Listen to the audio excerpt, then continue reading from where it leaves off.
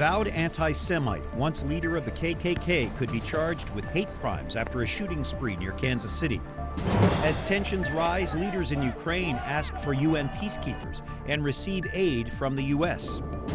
A visibly tired Pope Francis plays along with the young Palm Sunday crowd in St. Peter's Square, even posing with them for selfies. And Washington's cherry blossoms are bursting with beauty as this Holy Week begins.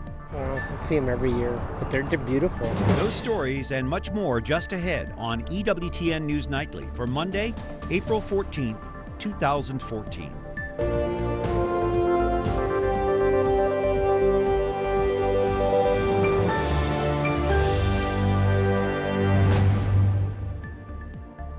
Good evening. Thank you for joining us tonight. I'm Brian Patrick with the EWTN News Nightly team. As we look at news now, a Missouri man known for his racist and anti-Semitic activity could go before a grand jury. That's according to U.S. attorneys who accuse the man of hate crimes after he allegedly opened fire outside a Jewish community center on Sunday, killing 3 people. This morning, President Obama spoke during an Easter prayer breakfast at the White House, urging Americans to stand united against religious-based violence. Nobody should have to worry about their security when gathering with their fellow believers. No one should ever have to fear for their safety when they go to pray. The White House has vowed that the government would provide whatever is needed to support the investigation. And today, we're learning more about the man accused in this shooting. He is a well-known white supremacist and former KKK leader. With more on who he is, we have Wyatt Spencer. Wyatt? Brian, the suspect in the shooting is 73-year-old Frazier Glenn Cross. This is Cross when he was arrested Sunday in Kansas City. According to a Kansas City TV station, Cross is heard yelling "Heil Hitler" as he was put in a patrol car. This is not the first time for Cross to be vocally anti-Semitic. According to the Southern Poverty Law Center, which tracks hate groups, Cross has been involved in the white supremacist movement for most of his life. One terror monitoring group says he also posted thousands of messages on a website of a neo-Nazi forum, including one on Saturday. 3 people died Sunday after Cross allegedly started shooting in the parking lot of Overland Park's Jewish Community Center and retirement community earlier on Sunday. And earlier today, President Obama highlighted the unfortunate timing of the shooting. That this occurred now, as Jews were preparing to celebrate Passover, as Christians were observing Palm Sunday, makes this tragedy all the more painful. And today, as Passover begins, we're seeing a number of synagogues and Jewish community centers take added security precautions. Officials are investigating the attack as a hate crime. 2 of the victims, a man and his grandson, were not Jewish and were at the community center for a singing competition, relatives said. Cross could potentially face first-degree murder. If he's convicted of a hate crime, the death penalty could be a possibility. But, Brian, we are expected to hear more about the exact charges tomorrow. All right, thank you, our Wyatt Spencer. Now, some of the other stories our EWTN News Nightly team has been covering in today's world. Pro-Russian crowds have kept up their rampage in eastern Ukraine. The acting president of Ukraine is urging the UN to send peacekeeping troops to that area. And today, the United States agreed to give major aid to that country. Our Jason Calvi reports. The Ukrainian flag is gone. Now it's the Russian flag flying here at this police station in Horlivka, Ukraine. Pro-Russian protesters seized this building in yet another Ukrainian city close to the Russian border. They hurled rocks, smashed windows, and also attacked a journalist. Pro-Russians have seized or barricaded government buildings in at least 9 Ukrainian cities. To help stabilize the Ukrainian economy, the U.S. is loaning the country $1 billion. U.S. Treasury Secretary Jacob Lew signed a loan agreement with his Ukrainian counterpart today. We view today's signing as the first step toward broad financial assistance to our nation. Their strength and commitment have been an inspiration to us all. Through this difficult period, the United States has been at the forefront of building international support for Ukraine and holding Russia accountable for its destabilizing action. Russia's foreign minister denies that Russian agents are operating in eastern Ukraine. European Union foreign ministers also discussed the Ukrainian situation today. I don't think denials of Russian involvement have a shred of credibility. And so we will continue to be very open to every diplomatic option. just lost. That was Jason Calvi reporting. Those diplomatic options will take center stage on Thursday when Russia, Ukraine, the United States, the EU, and Switzerland will meet in Geneva for peace talks. And at least 71 people are dead and 124 wounded in an explosion at a busy bus station on the outskirts of Nigeria's capital today. Police say the blast destroyed 16 luxury coaches and 24 minibuses in Abuja. The explosion happened as hundreds of people were commuting to work. No one has claimed responsibility for the rush hour blast, but the Nigerian president is blaming the extremist group Boko Haram. That group, based in northeast Nigeria, carried out a 2011 suicide car bombing at the UN building in Abuja that killed at least 21 people and wounded 60. A Nigerian archbishop is appealing to the international community to trace the roots of that terrorist organization. Archbishop Ignatius Kaigama tells Vatican Radio he is praying for a change of heart among its members. In Australia, search crews are sending a robotic submarine deep into the Indian Ocean for the first time to search for the wreckage of the missing Malaysian airliner. Signals believed to be from its black boxes dropped off about a week ago with no confirmation about their origin. Meanwhile, an oil slick was found just a few miles from those underwater sounds. It will be several days before the sample actually gets to Australia for analysis. Prosecutors continue tonight to grill Oscar Pistorius in his murder trial. The chief prosecutor is accusing the Olympian of tailoring his testimony to fit the evidence seen. Pistorius was visibly distressed and he broke down crying twice at today's trial. The chief prosecutor accused the Olympian of using his emotional displays to mask his difficulty in answering questions. You see, Mr. Pistorius, you now have to give a lot of answers. And you know why, Mr. Pistorius? It's because you know exactly. You fired at Riva. These other versions of yours cannot work. True, you fired at her. You did. Now, Pistorius is accused of killing his girlfriend on Valentine's Day last year. He is facing 25 years to life if convicted. A federal judge in Cincinnati has ordered Ohio to recognize the marriages of same-sex couples performed in other states. The state plans to appeal the judge's ruling, arguing that Ohio has a sovereign right to ban gay marriage, which voters did overwhelmingly in 2004. So-called gay marriage is legal in 17 states and here in Washington, D.C. A Utah mother has admitted to strangling or suffocating 6 infants born to her between 1996 and 2006. Megan Huntsman was arrested Sunday after police found the infants' bodies in her garage. She's being held on a $6 million bond. The woman's neighbors and family members say they're in a state of shock and had no idea about her pregnancies. Cardinal Francis George, the Archbishop of Chicago, who is being treated for cancer, says the search process is now underway for his successor as spiritual leader of the nation's 3rd largest archdiocese. The fact that my health is uncertain, it isn't just a question of imminent death. I'm not going to be dying, I don't think, in the next few months.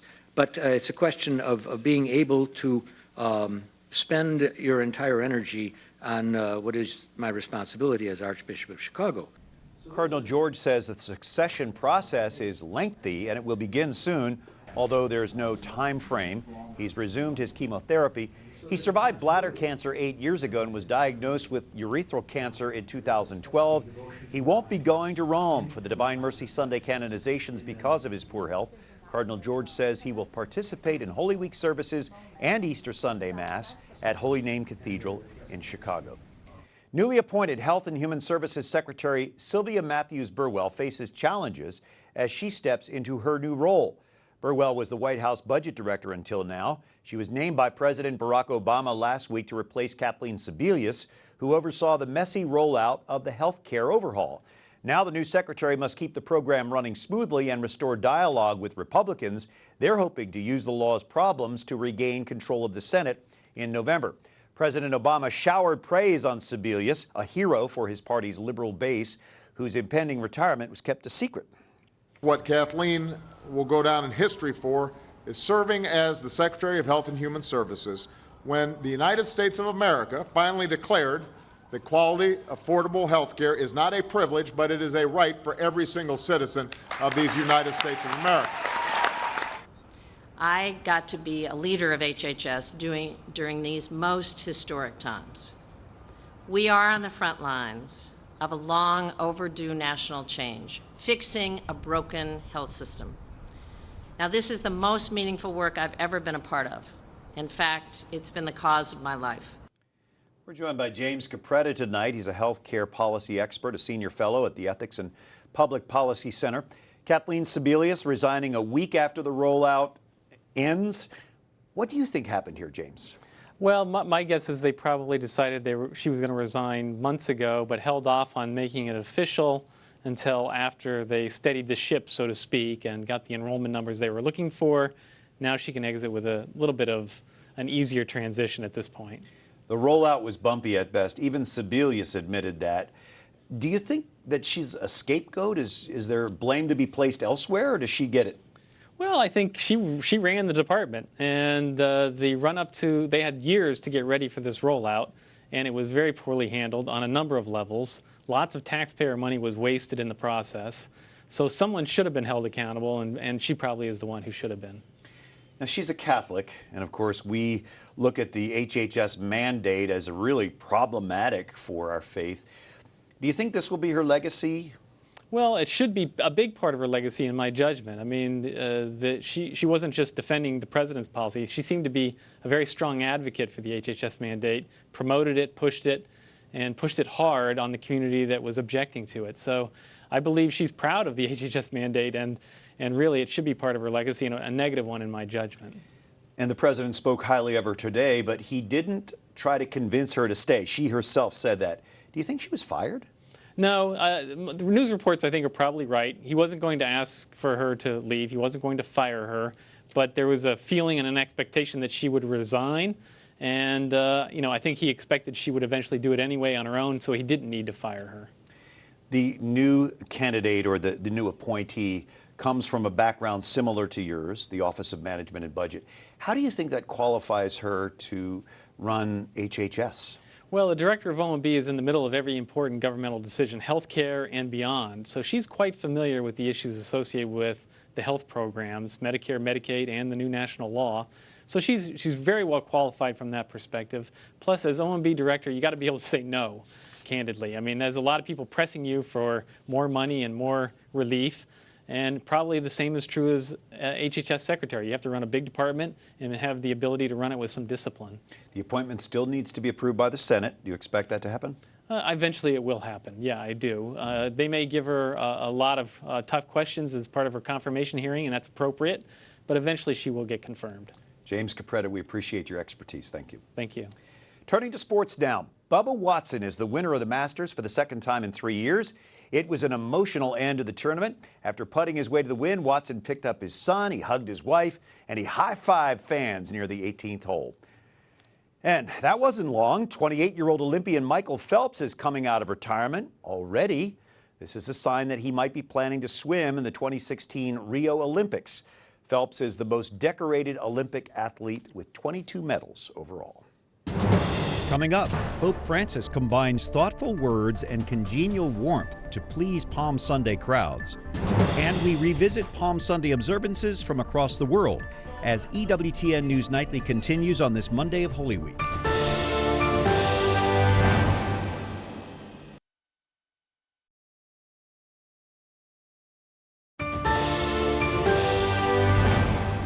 You're watching EWTN News Nightly for this Monday of Holy Week. I'm Brian Patrick. The Pope began Holy Week in the Vatican this Sunday with the traditional Palm Sunday Mass in St. Peter's Square with thousands of pilgrims. Alan Holdren has highlights tonight. Alan? Brian, Holy Week has begun in Rome. Yesterday, Pope Francis marked Palm Sunday with Mass in St. Peter's Square. This was a vibrant celebration with procession and palms, but it was also one of solemnity for this week in which the Church marks all of the events that led to Christ's death. A celebration to mark the arrival of Jesus to Jerusalem, to the cheers of the crowds. That image in stark contrast to Pope Francis' celebration of Palm Sunday Mass. The Pope blesses the palms, walks with a wooden staff made by prison inmates.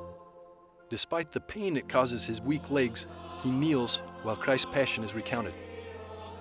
he invites each individual to ask themselves, who am I before the Lord? Who am I before Jesus who suffers? Chi sono io davanti a Gesù che soffre? As the Mass continues, the Pope's face brightens. Young people bring in the World Youth Day cross. The icon of Mary, protectress of Rome, is also there. The mood changes from somber to joyful as the Mass finishes, and there's already a sign of the joy of Christ's resurrection at Easter. So, Brian, this was quite the important celebration to start off Holy Week here in Rome. In other events throughout the week, Pope Francis will be washing the feet of members of disadvantaged families. He'll also be leading the Stations of the Cross from the Colosseum, as he does every year. And on Sunday will be the celebration of Mass again at St. Peter's Square for Easter Sunday, the celebration of Christ's resurrection. Brian? All right, Alan Holdren in Rome, thanks for that great coverage of the beautiful Mass on Palm Sunday. Of course, the Vatican wasn't the only place where Palm Sunday was observed. People marked the beginning of Holy Week all over the world. In Jerusalem, Christian pilgrims waved their palms as they retraced the steps of Jesus toward his crucifixion, walking from the Mount of Olives to the Old City of Jerusalem. In the Ukraine, meanwhile, people gathered in Kiev to get their palm branches blessed in the midst of all the tension there. Many Christians were praying for the crisis in that country to be peacefully resolved. In another part of the world, you'll see Christians in Egypt gathered in Cairo for their Palm Sunday service. And back here in the U.S., churches throughout all the states celebrated the beginning of Holy Week. Here's a Palm Sunday Mass in Miami. Well, the exact location where Jesus Christ was sentenced to death has remained a mystery for thousands of years. Many Christians place that trial near the Temple Mount in Jerusalem's Old City. But with the discovery of an ancient palace near Mount Zion, some experts are beginning to rethink long-held theories. Archaeological experts say the massive sewage system and parallel walls underneath the Jerusalem prison belong to the foundations of the palace of King Herod. This was his palace, his room. So we know that Jesus was sentenced in the palace of the Procurator. Okay? So maybe again, this event was here. The Jewish monarch Herod ruled the Holy Land at the time of Jesus, but the discovery of what may be his palace and the site of Jesus' trial is still just a theory. Well, decorative eggs are often used as symbols of Easter. We're already seeing many of them around. In the time of the czars in Russia, aristocrats and royalty often exchanged lavishly decorated eggs at Easter time as a gesture of friendship. Now a new exhibition in Moscow is celebrating that historic tradition. Just days ahead of Orthodox Easter, the exhibit is at Moscow's State History Museum. They're showing porcelain Easter eggs which once belonged to the Russian imperial family. The eggs were painted with images of Russian saints, landscapes of memorable places, imperial monograms, even copies of paintings by famous artists like Raphael. At the exhibit's opening, one of the descendants of those Russian royals talked about what he's inherited. This is my favorite, yes. The big one of Alexander III is beautiful blue color with gold on top, and it's just bigger than normal, so it's very impressive. I think that's very fitting for Emperor Alexander III. And Russian Orthodox Easter corresponds with our Easter Sunday. It's Sunday, April 20th. Up next, we follow the royal couple as William and Kate play a game of rugby in New Zealand. I think I finally found the city in New Zealand where passion for rugby runs deepest. And here in D.C., the cherry blossoms are in full bloom for spring break crowds of tourists.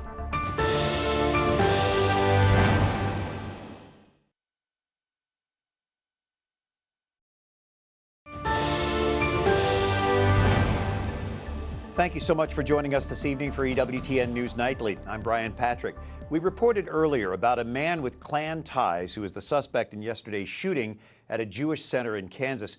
Kristina Arriaga, Executive Director of the Becket Fund, joins us now to talk more about that and other religious liberty cases in the works. Kristina, first of all, remind us the Becket Fund. I know this case is still so fresh, so we can't say too much about it, but this shooting in Kansas, doesn't this raise a lot of fear and concern of all of us who worship? I mean, can we protect ourselves in any way? Two of the victims were actually Christian, even though this guy was anti-Semitic. No, we at the Becket Fund are absolutely heartbroken about this.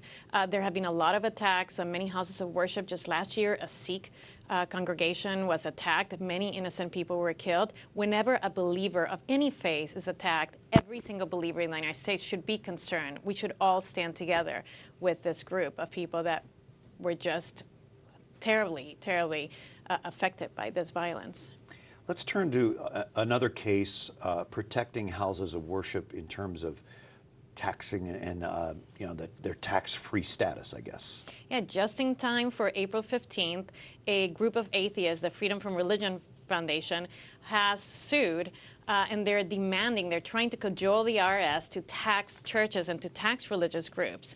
And the reason is, for hundreds and hundreds of years, whenever there was a church established right next to the church, you saw a little house where the pastor or the priest lived. Yeah, rectory or parsonage, they would call it. A parsonage, exactly. So in 1913, when Congress started the federal tax that we are all very familiar with, they issued an exemption to a number of housing allowances, one of them churches. They also have exemptions and for other housing allowances. For instance, if you're in the military and you go abroad, that housing that you have to pay is exempt from taxes. So now the Freedom from Religion Foundation is saying that these pastors should not be tax exempt, and that is terrible because many of these churches are very poor and they depend on this tax exemption in order to be able to minister to the people they're ministering to. Freedom from religion, right? That's what isn't it supposed to be freedom of religion? Isn't that what we stand for? This group is against anything that they don't agree with. They want freedom from any person who has any belief that they don't agree with. It's actually a terrific and horrible affront to our First Amendment to have this group even exist. All right, Kristina Arriaga with the Becket Fund. Thank you for joining us tonight. We'll have you back. Thank you very much. Well, you've heard it said diamonds are a girl's best friend. Well, here's a new twist on that old saying. Digging, sifting, and hoping. I came to find the big one. Not just any treasure buried in these fields. Diamonds. Any kind of diamond. Any kind of diamond. Yeah. And that's what brings people to this park in Murfreesboro, Arkansas, home to Crater of Diamonds State Park, the only diamond-producing site in the U.S. that's open to the public. I screamed, "Mom!" And I ran as fast as I could towards my parents with it like close in my fist. That was 14-year-old Tanya Clymer's reaction last fall. Everybody's kind of like, man, why would she find it? The teen from Oklahoma found a 3.85 carat diamond. Where I found it, I asked my dad if it was a dream. And I said, but don't pinch me. Clymer recently sold the gem for $20,000, money she's setting aside to pay for college, and a find that's inspiring others to keep playing in the mud. It's just a unique experience. Tanya's still probably trying to pinch herself after that unique experience. Britain Prince Williams and his wife Kate arrived in Dunedin on Sunday as they continued their tour of New Zealand. The royal couple received a traditional Maori welcome at the airport before heading to the Cathedral Church of St. Paul for Sunday service. William and Kate also made their way to a packed stadium for a junior rugby competition. The Prince and Duchess are headed to Queenstown for the next leg of their tour, where they'll enjoy some wine tasting and boating. Well, here in Washington, D.C., it turns pink this time of year as the city's famous cherry trees reach peak bloom. First time seeing cherry blossoms. I love them. We just knew this was peak season. We've done this before. And just down here enjoying the beautiful cherry blossoms and the weather.